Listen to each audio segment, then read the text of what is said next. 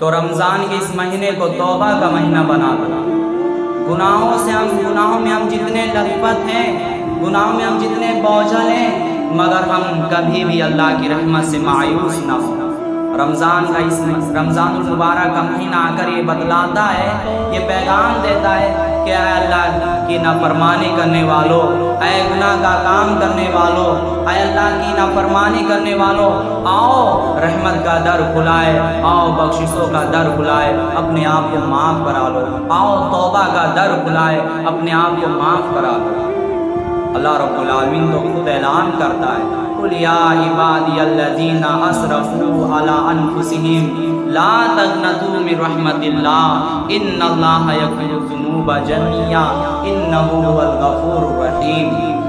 اے میرے نبی آپ فرما دیں، اے میرے بندو جنہوں نے اپنی جانوں پر ظلم کیا، لا تقنطوا من رحمت اللہ، تم اللہ کی رحمت سے مایوس نہ ہونا۔ ان اللہ یغفر الذنوب جميعا، بے شک اللہ رب العالمین تمہارے سارے کے سارے گناہوں کو معاف کر دے گا۔ انہ هو الغفور الرحیم، بے شک اللہ رب العالمین بڑا بخشنے والا، بڑا مہربان ہے۔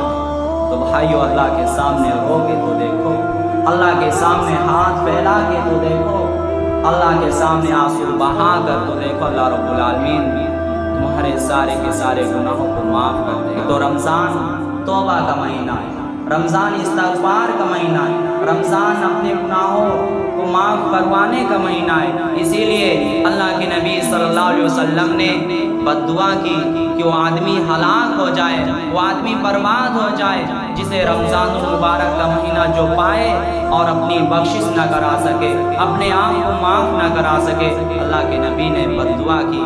تو بھائیو یہ رمضان المبارک کا مہینہ اللہ رب العالمین ہماری زندگی میں دیا ہے، تو ہم ان وقت کو غنیمت جانے، اپنے آپ کو معاف کرا لیں، اللہ رب العالمین کے سامنے رو کر ہاتھ پھیلا کر اپنے آپ کو معاف کرا لیں۔